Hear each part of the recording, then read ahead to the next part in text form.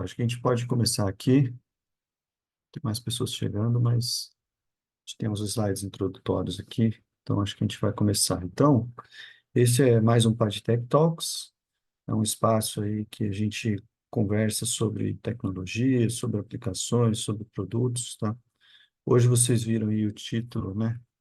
Escreveu aí, falar um pouco sobre as tecnologias, é mais focado em tecnologias, tá? Aplicações parece só no finalzinho, mas tentar passar para vocês algumas coisas novas aí, né, para a gente ficar antenado e acompanhando as evoluções, né, nesse mercado que é muito dinâmico, né? Toda hora surgem novas coisas aí, novas tendências, de repente uma possibilidade de uma nova tecnologia, se ela vai virar ou não, né? Então, coisas desse tipo, que é bom a gente sempre acompanhar. Então, obrigado aí a presença de todos.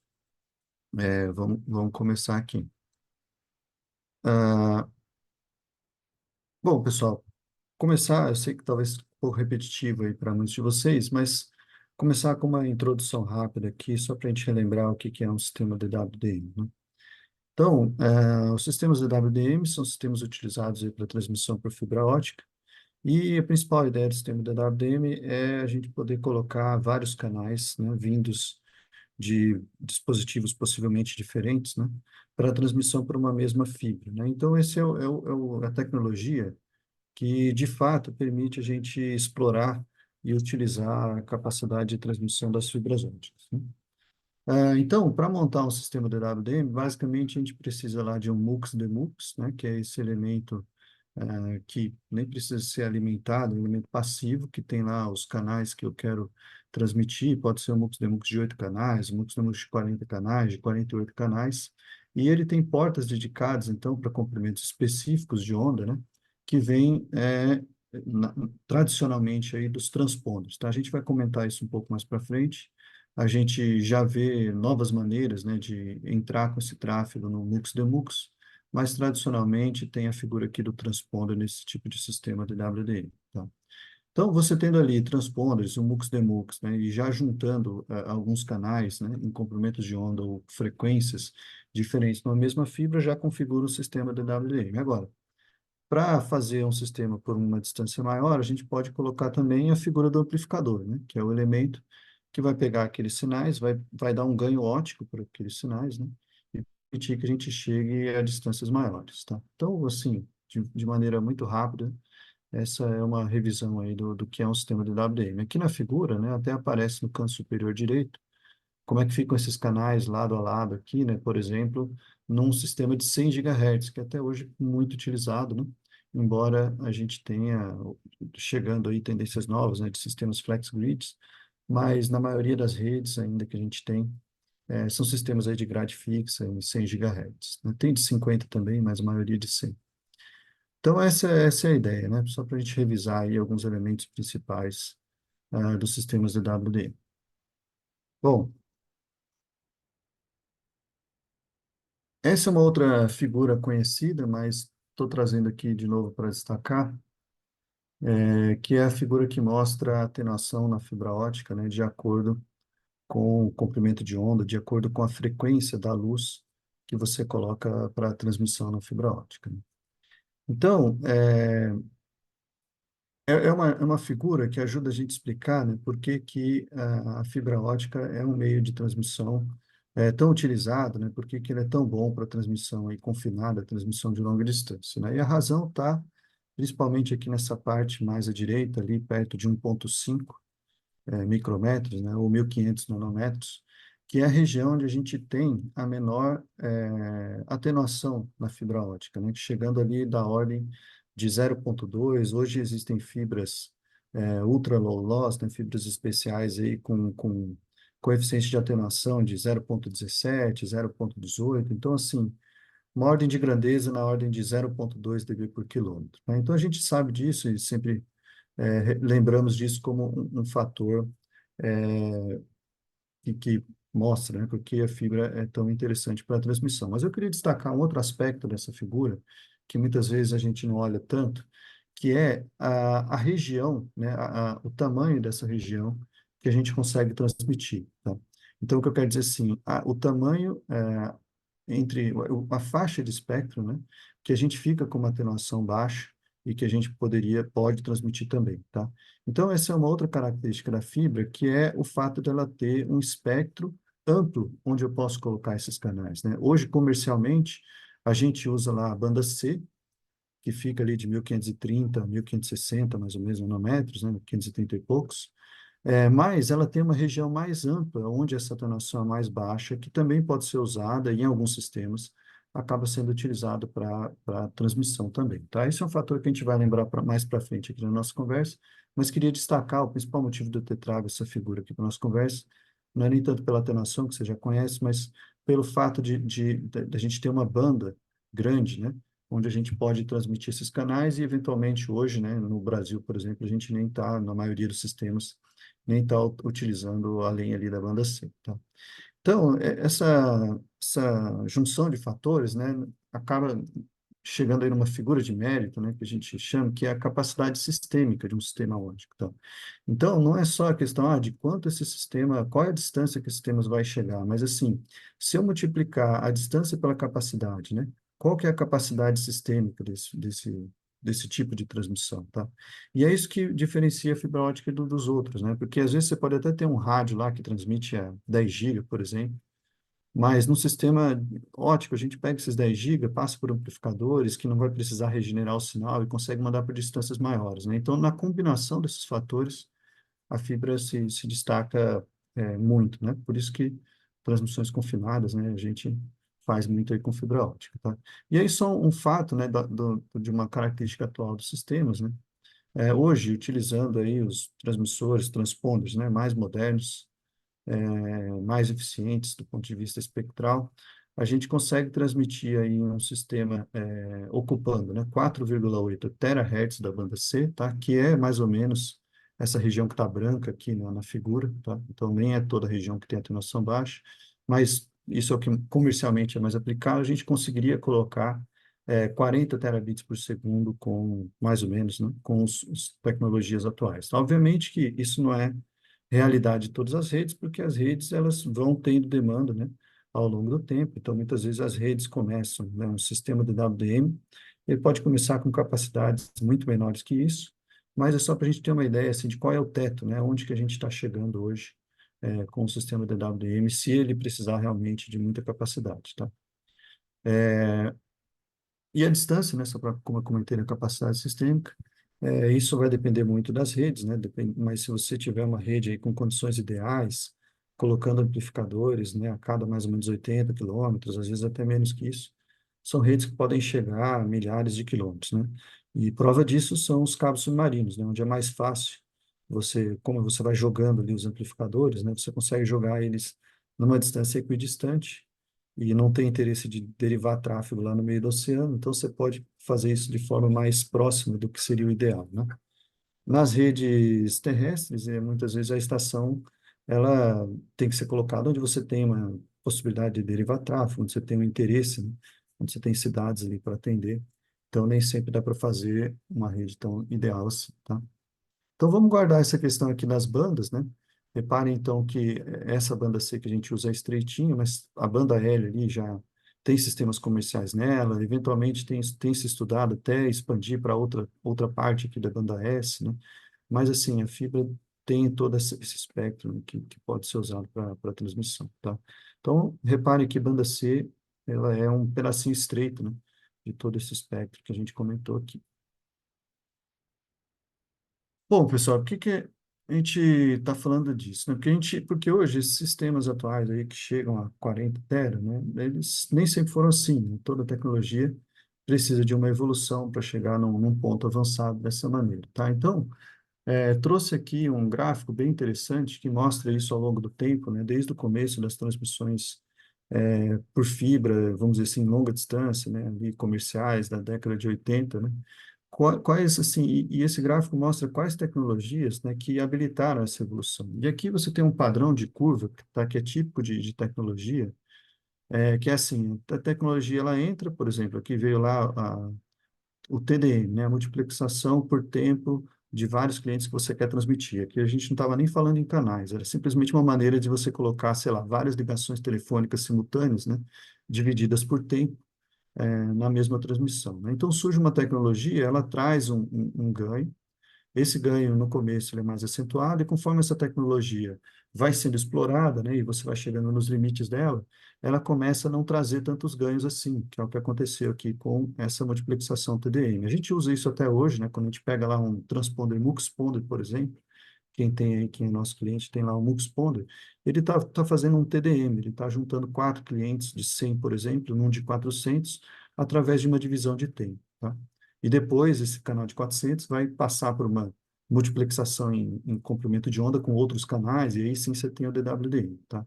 Mas então é assim, surge uma tecnologia, ela traz lá grandes benefícios, ela é muito explorada, e depois ela não traz tantos benefícios, né? Então, depois do TDM, a gente teve ali uma época em que os sistemas DWDM estavam nascendo, né, lá no meio da década de 90, e rapidamente ali os canais passaram de canais de 1 GB para canais de 2,5, depois canais de 10 GB, né? Então, olha só, nessa curva aqui a gente vê um grande ganho, né, na capacidade de transmissão, né? Lembrando que o eixo Y, que esqueci de comentar, mas o eixo Y, né, ele está falando da capacidade de transmissão na fibra óptica, né? Então, é com o sistema DWDM, por exemplo, que a gente começa a chegar aí em capacidades de 1 tera, né? Lá por volta dos anos 2000, isso já era possível, tá? Do ponto de vista, inclusive, comercial, tá? Então, justamente por quê? Porque agora você está jogando vários canais, né? Sejam eles ali canais de 10 GB, mas são vários canais. Você está colocando isso tudo numa mesma fibra. Se você fizer isso lá naquela banda C e naquela banda L, você vai chegar nessas capacidades aí altas, tá? Aí, teve um outro marco, pessoal, tecnológico, né? Que é a chegada das transmissões coerentes, tá? Que é essa outra curva que aparece aqui. Acredito que vocês estejam vendo aí o cursor, né? Então, essa outra roxa mais clara aqui que aparece, né? E aí, isso começa, pessoal, lá com os transponders de 40 GB, depois com os transponders de 100, e hoje a gente está falando aí de transponders de 600, transponders de 800, e ainda em 2024, transponders aí que já começam a passar de 1 terabit por segundo por canal. Então, isso realmente traz um ganho, né, espetacular, aí a gente passa de sistemas da ordem de 1 terabit, 2 terabit, sistemas da ordem de dezenas de terabits, né, como eu comentei, 40 terabits. Mas um ponto interessante aqui da nossa conversa é que essa tecnologia, por mais que ela seja revolucionária, assim como as outras, mas ela também tem certos limites, tá?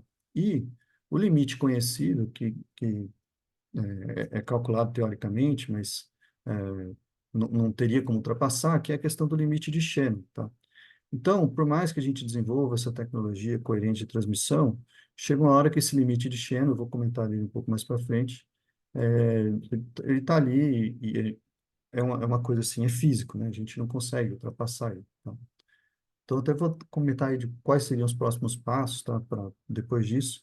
Mas o fato é que é importante comentar também que essas transmissões coerentes, né? Essa tecnologia coerente, a gente ainda tem como evoluir ela, estamos fazendo isso, mas ela já começa a dar sinais ali de que, pelo menos em termos de eficiência espectral, a gente não vai conseguir aumentar muito mais a, por canal no sistema DWDM, tá?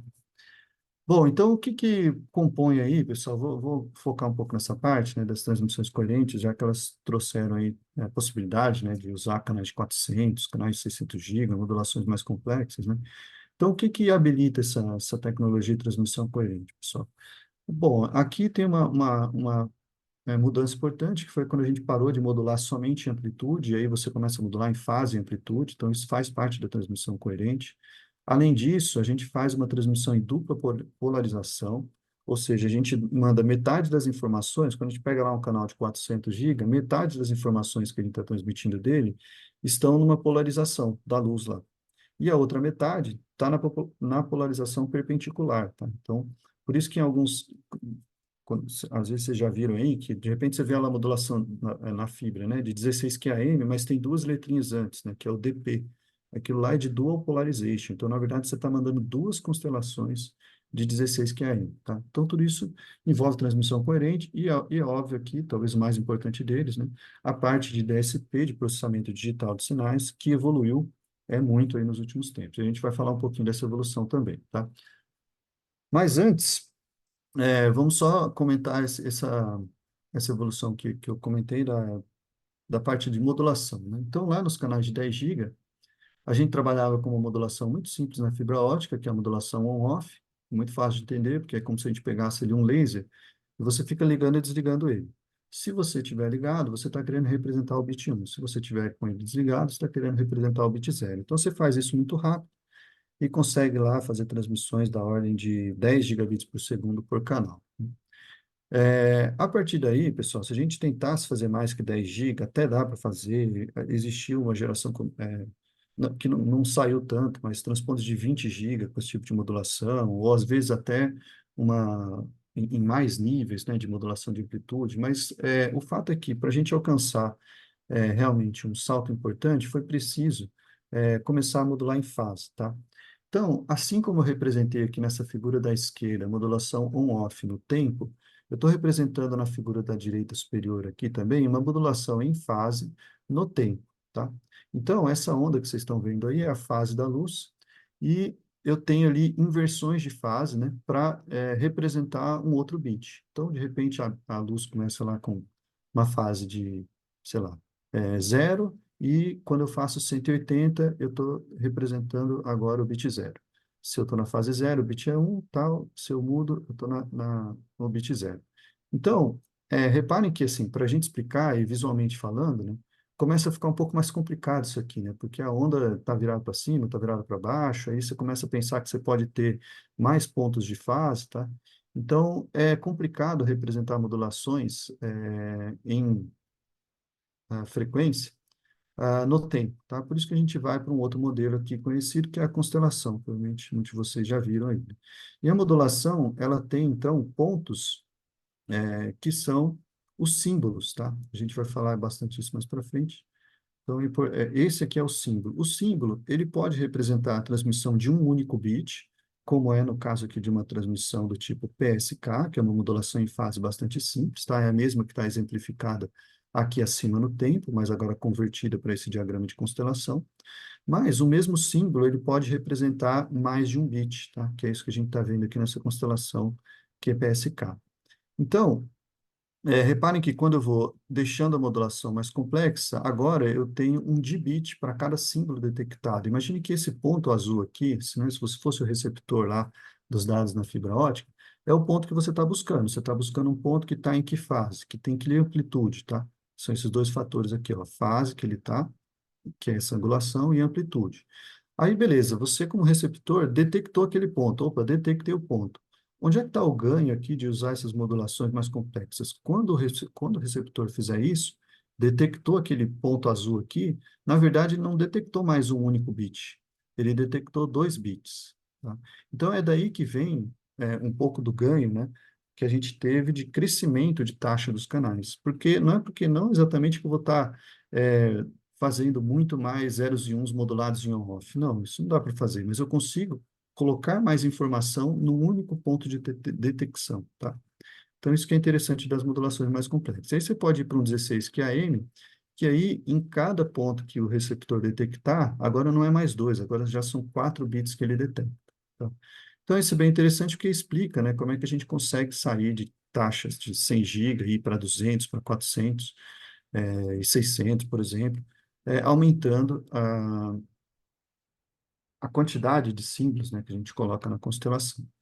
Aí, pessoal, para quem conhece também, sabe que à medida que a gente vai trazendo essas modulações mais complexas, né, a gente tem um compromisso. Então, eu tenho essa questão de que eu aumento a capacidade, mas tem uma outra coisa que tem um efeito colateral, né, que é a questão do OSNR. Eu vou precisar, para essas modulações mais complexas, de uma OSNR, que pode ser traduzido como uma qualidade de sinal mais alta lá no final da transmissão, tá? Isso é fácil de entender quando a gente está olhando para a constelação, porque esses pontos azuis aqui, na hora da transmissão, eles podem sofrer interferências. Então, ele não fica exatamente no lugar que ele deveria. Ele pode ir um pouquinho para a esquerda, um pouquinho para baixo, um pouquinho para a direita, né?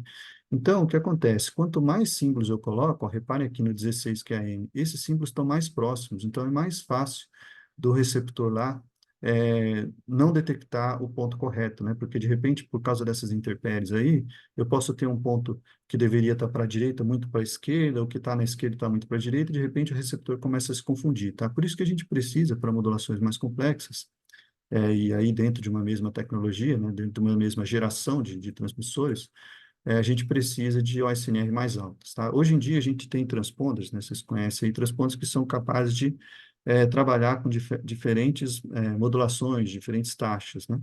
E aí a gente tem uma tabelinha lá no manual que mostra isso, né? Conforme eu vou aumentando a modulação, beleza, eu vou conseguir passar mais taxa, mas a OSNR que está lá no manual também tem que ser mais alta, tá bom? Bom, pessoal, acho que eu voltei para o slide errado. Vamos para o próximo passo aqui. Então, assim, tudo isso que a gente está falando, essa parte de modulações, está lá dentro das transmissões coerentes. Mas eu citei que um dos fatores, né, fundamentais para a evolução, né, para trazer aquele ganho que a gente viu no gráfico de capacidade por causa da invenção da transmissão coerente, é o DSP, que é o processamento digital de sinais, tá? Isso é o que tem feito a diferença aí de gerações de transponders, diferença de gerações de transmissores, tá? Trouxe alguns tópicos aqui, lógico, é um assunto bastante complexo, né? Mas trouxe alguns tópicos que é interessante a gente saber desse tipo de transmissão coerente, tá? É, a detecção da transmissão coerente, ela é do tipo heterodíneo, tá? Isso, o que que significa, né? Não precisa lembrar desse nome, não, mas é importante saber o seguinte, que lá no RX, ele tem um laser que é utilizado para recepção dos sinais, né? Tem uma espécie lá de batimento, de seleção do laser, da frequência que você está recebendo, tá? E isso torna a detecção mais seletiva, tá? O transponder, quando você seleciona lá que você quer receber o canal 21, por exemplo, ele vai lá com esse laser e sintoniza também no canal 21. E, através disso, ele consegue ver quais são as ondas do canal 21 que estão chegando para serem recebidas e elimina o resto, tá? Então, por isso que ele consegue ser mais seletivo aqui, inclusive em relação ao ruído, né? Ele seleciona só aquele espectro que você pediu ali do canal 21 e o ruído que está vindo dos outros canais e tal, isso aí cai fora, tá? Por isso que essa detecção heterodínea é interessante dentro do contexto, né, de transmissões coerentes. A integração optoeletrônica, isso é uma coisa que a gente não vê diretamente, mas está lá dentro dos transmissores, tá? Que estão cada vez diminuindo mais de tamanho. Então, isso é possível porque você consegue colocar dentro de um mesmo chip componentes óticos e componente elétrico, né? Então, só para citar aqui um exemplo, né? De repente você precisa colocar um splitterzinho. Ah, esse splitter, se você precisar colocar ele por fora do chip eletrônico, cara, vai ocupar um espaço, não vai dar para compactar tanto, né? Então, essa integração a gente tem visto acontecer cada vez mais nesses elementos, tá? E por isso que a gente chega em transmissores hoje de tamanho muito reduzido, né? Que conseguem altas taxas, tá? Um pouco se deve a essa integração optoeletrônica. A outra questão também é da litografia dessa eletrônica, né? Porque aqui você tem um processamento, né? Como se tivesse um processador de computador mesmo, né? Num plugado, mas esse processador, para ele conseguir ser mais econômico em termos de energia e dissipar menos calor, ele precisa de trilhas elétricas cada vez menores, que é a litografia, né? Mesma coisa de um processador de computador. E isso também tem diminuído bastante nos transmissores ópticos, tá? Bom, então esse DSP agora tem a ver lá, por isso que a gente falou um pouco de modulação, né? Como que se dá a evolução dele, né? Um dos aspectos é a capacidade de trabalhar com taxas de símbolos cada vez maiores, tá? Isso faz diferença para a gente ter taxas altas com OSNRs mais baixas, mesmo que a rede degrade, ali a gente consegue fazer a transmissão, tá? E tem esse outro aspecto, que é o desafio, né, de miniaturização e redução de consumo, usando aí litografias cada vez menores, tá? Então, só para demonstrar um pouco como é que se deu essa evolução, primeiro, a gente tem esse quadro aqui à direita, né? Então, primeiro, vou comentar um pouco sobre essa classificação de geração de DSP, tá? Isso aqui é uma coisa assim, no mercado, né? Cada fabricante vai tentar fazer o seu, vai tentar fazer o seu melhor que o do outro, né? Mas existe, por exemplo, um órgão, uma empresa que faz pesquisa de mercado nessa área, que chama Signal AI, e ela tem uma das definições que eu acho mais interessante para essa classificação de DSPs. Ela aproxima mais ou menos aqui a taxa de símbolos, que vem no nome da geração, e depois uma letra que vai definir se aquela geração é uma geração pensada para performance ou pensada para ser mais compacta, tá? Isso vai ficar claro aqui nessa parte de 2024 daqui a pouco.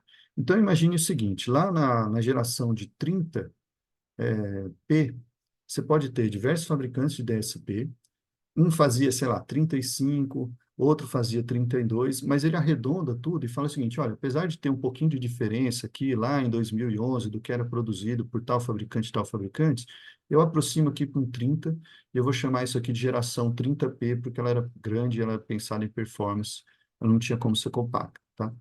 Então, ele vai fazendo essas classificações ao longo do tempo, e aqui eu trouxe um recorte, tá? Tem muitos outros que foram lançados no meio do caminho, mas trouxe um recorte de alguns que são interessantes porque muda a taxa, sensivelmente, tá? Então, só para a gente ter uma ideia de como se deu essa evolução. Então, lá em 2011, por exemplo, né, quando a gente tinha lá os primeiros transponders de 100 GB, na Padtech também, e nos outros fabricantes, a gente tinha essa geração, que era uma geração de taxa de símbolos de 30. Então, ele estava trabalhando lá com mais ou menos 30 pontos azuis daquele slide que a gente viu de modulação por segundo, né? E era uma geração grande, né? Tinha que ser grande o componente, né? Tem até o cabinho de fibra aqui saindo. Então, ela era do tipo MSA, tá? E isso fazia 100 GB lá em 2011. Lá por volta de 2016, surgiu a geração de 30C, que era uma geração de 30, mas aí já pensada em compactação, tá? E aí você tem lá os CFP2, né, que chegavam a 100 GB, 200 GB também. Em 2018, você já tem uma geração de 60P. Ah, tá. Aqui, desculpa, o C, por causa que ele já é mais compacto, tá? Mas reparem que uma vez que você chegou numa forma mais compacta, não significa que você vai continuar fazendo só, né, você como fabricante de DSP, né? Mas não significa que você vai continuar só fazendo módulos compactos, né? Você também investe em tecnologia para ter uma performance diferenciada, então você pode ter, de novo, aqui um módulo pensado em performance, de novo, um módulo grande, só que agora com uma taxa muito maior, tá? E aqui você tem um módulo do tipo MSA também, tá bom? Então, em 2018, a gente tem esse módulo aqui. Esse aqui no detalhe, pessoal, só para vocês saberem, é o mesmo que usa no transponder TM800 GB, tá? Mas outros fabricantes tiveram gerações parecidas, né, dentro da ordem lá de 60P, que tinham formatos semelhantes, tá bom? Bom, e aí vamos trazer já para os tempos atuais, como é que está o status hoje, pessoal? Hoje, a gente tem uma linha de 60C, ou seja, plugáveis que trabalham com taxas de 60 gigabaud e são compactos, tá? Do tipo QSFP-DD, que inclusive hoje já pode ser colocado num router, já pode ser colocado no switch, tá? E, ao mesmo tempo, a gente tem uma nova geração chegando de 140p, que é uma geração um pouco maior. Agora, não é mais MSA, é um plugável, tá? Mas é um plugável, nesse caso aqui, né? Desse exemplo, desse recorte que eu estou fazendo. É um plugável proprietário, né? Mas que já tem esse benefício de você poder inserir na placa e fazer um pay-as-you-go, que chega a 140 gigabaud, e é pensado em performance, tem um ótimo desempenho, um desempenho melhor do que, por exemplo, a geração da 60C. Agora, é importante a gente ter em mente, né, que eu não posso simplesmente dizer, então o 140p, esse produto que está aqui, é melhor do que o 60C. Do ponto de vista de performance, ele pode até ser, mas do ponto de vista de aplicação, de repente, se eu tenho uma aplicação mais curta, uma aplicação que eu tenho que ser mais barata, né, que não exige tanto do componente, o melhor para minha rede pode ser um produto de geração 60C, tá? Então, a ideia é que a gente conviva com essas duas coisas, tá? E, como eu já adiantei, né, esses mais compactos, né, no caso aqui de um QSFP-DD, que é um formato padronizado, esses caras podem ser colocados diretos em routers e switches, tá? Que é o IP over the WDM, que vocês também já devem estar ouvindo falar bastante aí também, tá? Aí já faço uma ressalva aqui, que é o seguinte, né? É, esse recorde aqui mostra justamente que, apesar do IP over DM ser uma realidade, né, e realmente vai acontecer, e já estamos colocando isso nos suítes, né, a Padtech tem até uma linha de suítes que já tem suporte para isso, uma linha de roteadores que tem suporte para isso, mas essa necessidade de performance para uma rede de longa distância, ela vai continuar existindo, né? Então, o papel dos transponders, né, nesses enlaces mais longos, continua bastante forte, tá? Esse não é um tipo de plugável que a gente consegue colocar facilmente no roteador, tá? Então, é só para dizer assim, do convívio, né? A gente acredita num convívio do IP over the WDM, estamos nos preparando, trazendo produtos para isso, né? mas, ao mesmo tempo, continuamos investindo nos transpondes porque essa performance, essa alta performance, ela continua sendo necessária para certos tipos de rede, tá bom? Bom, pessoal, então, tudo isso aqui está dentro do contexto, né, de transmissões coerentes, e aí aqui já trago uma outra novidade que não é, assim, não é toda transmissão coerente que, quer dizer assim, toda transmissão coerente vai ter um protocolo, tá? Mas essa aqui é um protocolo mais novo, tá? O OpenZR Plus. Então, assim, ele foi feito, pensado para transmissões coerentes, mas nem toda transmissão coerente vai ser com o OpenZR Plus. A gente continua tendo transmissão coerente com o quadro OTN que está aqui, tá? Mas eu queria comentar um pouco, eu trouxe esse slide para comentar um pouco com vocês essa tendência que a gente tem visto, tá? Desses transmissores óticos passarem a utilizar mais padrões OpenZR Plus ao invés de OTN, tá? Então, o OTN, ele tem suas vantagens, ele consegue ser multiprotocolo, dentro de um quadro OTN de 100 GB, você consegue colocar, sei lá, Fibre Channel, consegue colocar internet, consegue colocar até os antigos SDHs, né, o STM64 e tal. Assim, é um protocolo que é muito utilizado, né? Até os dias atuais por causa dessa versatilidade, tá? Mas com o mundo, né, caminhando cada vez mais para transmissões Ethernet, né, na maioria das vezes, faz sentido começar a trabalhar com o quadro OpenZR Plus, porque ele é um quadro um pouco mais leve, tá? A parte eu até trouxe o desenho daqui, né? Depois, se vocês tiverem curiosidade, podem abrir lá. Esses documentos são todos abertos, né? Tá dentro do site OpenZR Plus, que é tipo uma associação entre vários fabricantes, né, que combinaram, vamos dizer assim, um menu de como fazer plugáveis coerentes de nova geração, né? Então, eles tendem a utilizar FEX padrões e tal, até para interoperabilidade. Então, isso tudo vocês podem consultar nesse site OpenZR Plus. E a ideia aqui é que esse protocolo ele é um pouco mais leve, tá? Não vai ter todas as funcionalidades de gerenciamento de um quadro OTN, mas que muitas vezes acabavam nem sendo utilizadas, dependendo do tipo de rede que você tinha, né? Se você tinha uma rede puramente Ethernet, de repente a parte de mapeamento de outras coisas aqui do cabeçalho, você nem utilizava, tá? Então, pensando nisso, eles sacaram um pouco essas coisas que não estavam sendo utilizadas, fizeram um quadro pensado, né?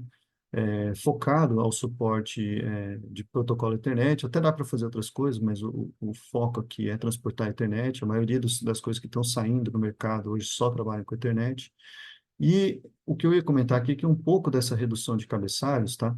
Ela faz com que você tenha até um ganhozinho de OSNR se você comparar um plugável de mesma geração, ou seja, estamos falando lá daquela classificação A de 60C, por exemplo.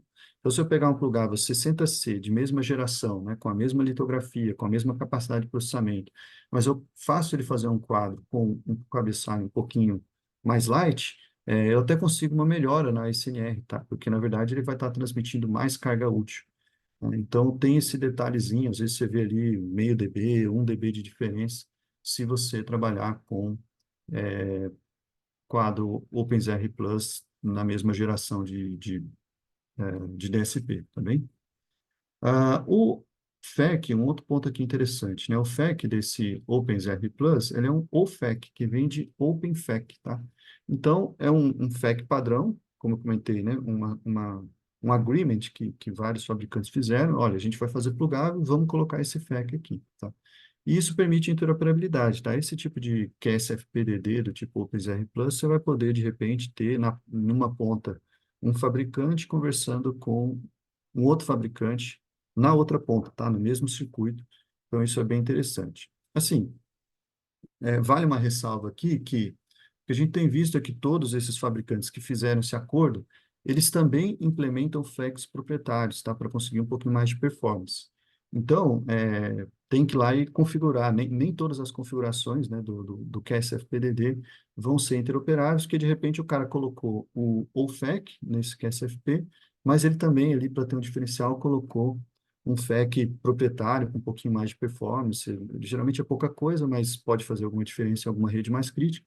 Então, você tem uma opção ali de usar um FEC proprietário um pouquinho melhor, que vai perder essa interoperabilidade, tá? Mas o fato é que todos os fabricantes, né, que estão dentro do OpenZR Plus, eles têm que colocar pelo menos uma opção ali de OpenFEC para que tenha essa interoperabilidade, tá bom? Então, essa é uma outra tendência, né, dos sistemas de transmissão coerente, que eu queria comentar aí, já que a gente está tocando nesse assunto. Aí, pessoal, eu volto para aquela figura que a gente apresentou no começo, né, falando das tecnologias, né? Então, eu falei de diversas tecnologias que permitiram essa curva aqui, ó, das transmissões coerentes, falei até de protocolo, que também ajuda um pouquinho aqui, mas não é exclusivamente para isso, mas, de fato, a gente está chegando perto ali do limite de Shannon, né? Então, o que que é esperado, pessoal, para as próximas gerações, tá? Então, estou falando aí de 2025 para frente. A gente não deve ter, do ponto de vista espectral, canais chegando no mercado com grandes ganhos de eficiência espectral, tá? Alguns falam em pouco ganho, outros falam em quase nenhum ganho, tá? Mas isso é porque a gente já está chegando perto desse limite teórico aí de Shannon, tá? Aí fica a pergunta, né? Bom, então se eu não vou conseguir fazer canais com melhor eficiência espectral, o custo por bit de uma transmissão continua caindo? O fato é que ela continua caindo, tá? Porque apesar de a gente não aumentar a eficiência espectral, a gente aumenta o alcance, tá? Então eu estou transmitindo canais mais largos que podem chegar mais longe, tá? E o fato de usar menos transmissores, né? Porque agora os canais são mais largos, faz com que o custo por bit continue caindo nas redes, tá? Então, já respondendo essa pergunta aqui, o bit continua caindo, o custo por bit continua caindo, tá? Aí, só para comentar, pessoal, para tentar deixar bem claro, né, o que que eu quis dizer com não tem tanto ganho de eficiência espectral. Significa mais ou menos o seguinte: se a gente conseguir fazer um canal de 100 GB, por exemplo, utilizando, e esse canal ficava com uma certa largura lá de 35 GHz, hoje a gente faz um canal de 200 GB usando 70 GHz, né? E isso, se a gente pensar para as taxas mais altas, né, por exemplo, a taxa de 400 GB. 400 GB a gente consegue fazer utilizando modulações ali que permitem que esse canal de 400 GB fique com 75 GHz.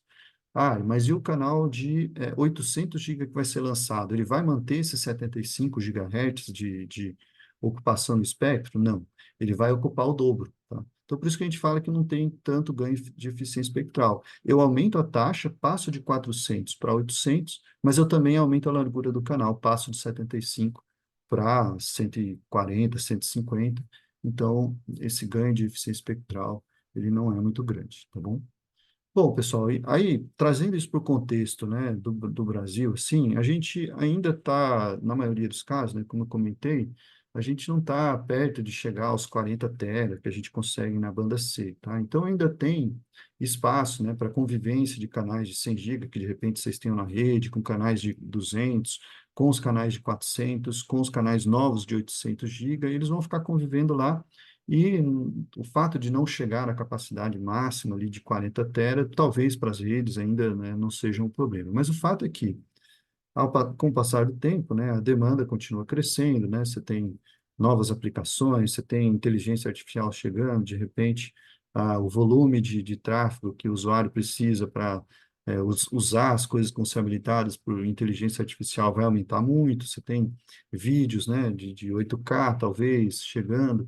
Então, o fato é que a demanda, né, por taxa vai continuar aumentando. Então, se chegar um momento em que a gente não consegue mais atender, né, com a banda C, quais são os próximos passos, né? O que pode acontecer? Só para dar uma pincelada aqui no futuro, tá?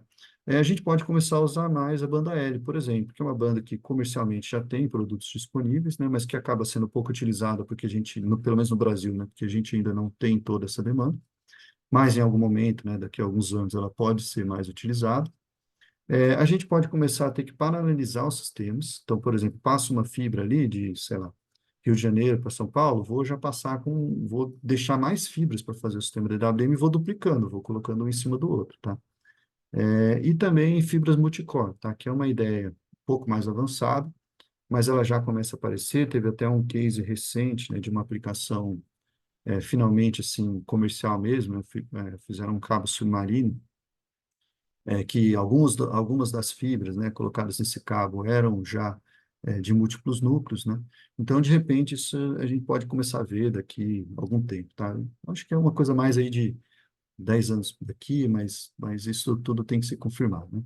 Então, fibras que você pode, numa mesma fibra, ter vários núcleos, e aí você tem vários sistemas EWDM, já que cada um vai estar em um desses núcleos, tá? Então, só uma pincelada aí de futuro que pode acontecer. Beleza, pessoal? Então, aqui falamos assim, uma revisão até rápida, né, de conceitos que podem ser bem mais profundos, mas só para a gente ter uma ideia do que fez a gente chegar até aqui, né, partindo lá atrás, de sistemas mais simples, comparando com sistemas hoje com as capacidades que a gente tem, tá? Então, de maneira muito breve aqui, vou colocar agora uma parte um pouco mais de produtos, né, mostrando como que a gente pode ajudar nesse sentido, tá? Então, hoje, a Padtech, ela tem produtos aqui da linha DWDM tradicional, né, que muitos de vocês já conhecem. Aqui eu estou até destacando os transponders, tá? Porque isso tem muito a ver com a conversa que a gente fez aqui, porque os transponders, eles vão utilizar aqueles transmissores, aqueles DSPs de gerações diferentes, tá? Então, por exemplo, olha, esse transponder azul aqui, que é o TM800, né, bem conhecido, de vocês, é um transponder que utiliza lá uma geração 60p, tá? Então, uma geração que vai até 69 gigabytes, né? Mas aí arredonda lá para 60, e transmite até 400 GB. Esse produto que vocês estão vendo mais aqui em cima é o lançamento da Padtech esse ano, tá? Está em fase final de desenvolvimento desse produto.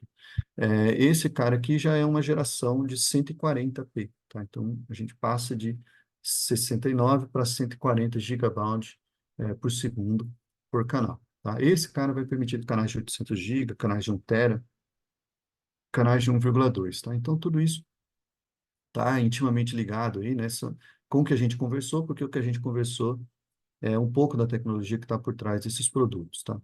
Aqui embaixo, a linha de routers e switches da Padtech, tá?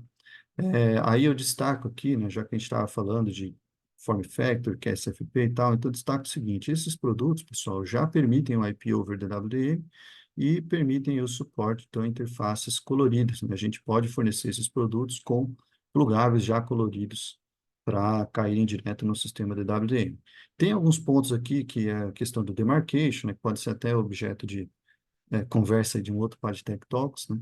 Mas o fato é que ao colocar um plugável desse num switch, né, a configuração do canal, a configuração do FEC, a configuração da taxa passa a ser uma coisa configurada no switch, e geralmente a pessoa que configura o switch não é a pessoa que configura o DWDM, né? Então tem esse problema de demarcation, né? Quem vai fazer o quê? Como é que a gente resolve isso do ponto de vista operacional, mas do ponto de vista técnico é possível fazer e funciona muito bem, já que é o mesmo canal que a gente faria com transponder, mas agora saindo de um roteador, tá?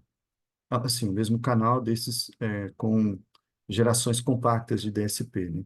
Obviamente que o TM800 continua tendo uma performance diferenciada, esse produto novo que eu comentei que a gente está lançando agora também vai ter uma outra performance, e esses caras não podem ser substituídos aí pelos plugáveis nos roteadores, tá bem? É, Bom, aqui só para falar então um pouco dos outros, né?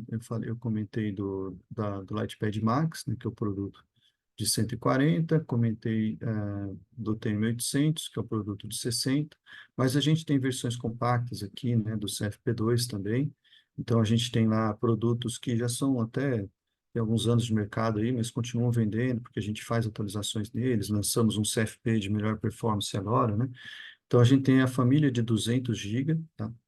Que é o TD, o TM, 200 GB, e o TCX, né, que permite até multiprotocolo, né?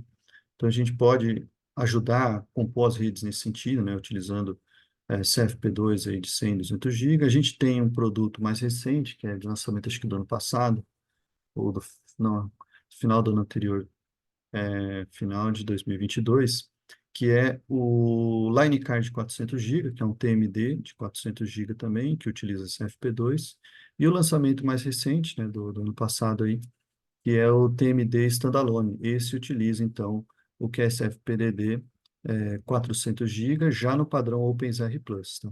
Então, tudo que está aqui acima é o TN, esse de baixo aqui já é nesse padrão que eu comentei com vocês, OpenXR Plus.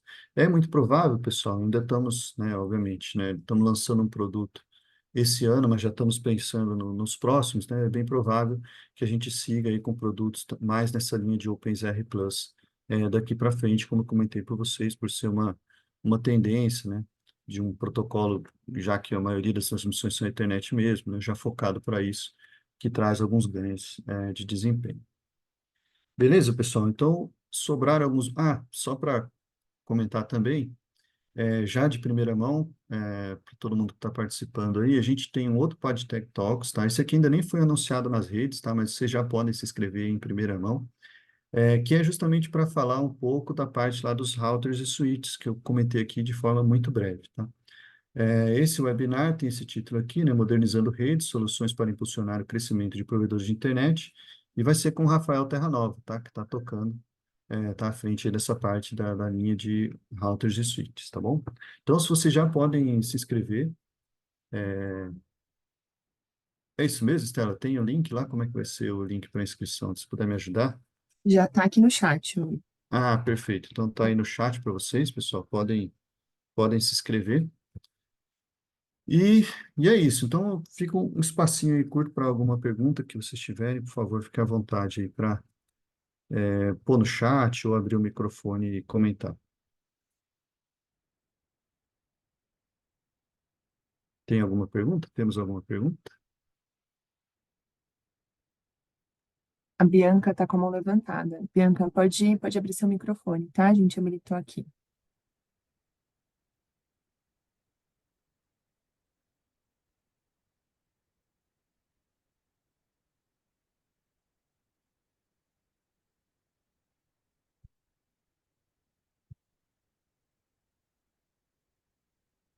Uhum.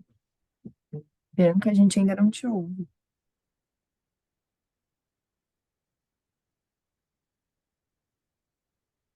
Talvez tenha sido sem querer, então. Pode ser.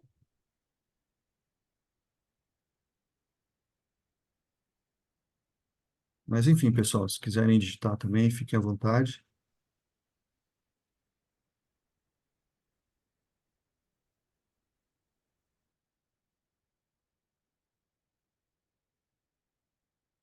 Bom, acho que é isso então, pessoal. Agradecemos aí a participação de todos. Espero que é um assunto pesado em muitas coisas, né? Mas espero que tenha ficado um pouco didático aí para compreender essas tendências, né? Ver os rumos que a gente está indo.